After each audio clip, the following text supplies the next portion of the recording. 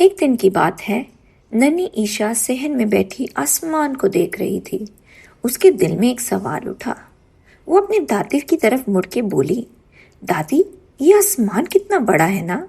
लगता है जैसे दुनिया कभी खत्म ही नहीं होगी।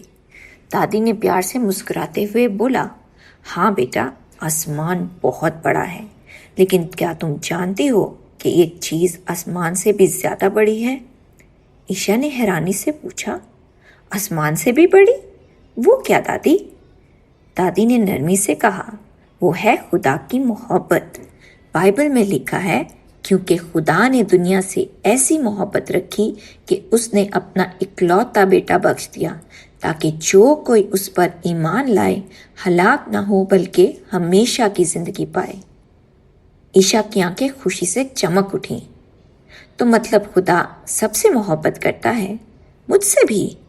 दादी ने उसको पास बुलाकर कहा, हाँ बेटा, खुदा सबसे मोहब्बत रखता है, चाहे वो अमीर हो या गरीब, छोटा हो या बड़ा, खुदा की मोहब्बत सबके लिए है।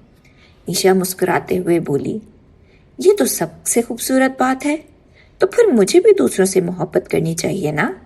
दादी बोली, बिल्कुल बेटा, जब हम दूसरों से मोहब्बत करते हैं तो हम खुदा की मोहब्बत को आगे बढ़ाते हैं। और फिर नन्ही ईशा खुशी से दादी को गले लगाते हुए उसके दिल में एक नया अज़म लेती है कि वो आज सबसे मोहब्बत करेगी जैसे खुदा सबसे मोहब्बत करता है।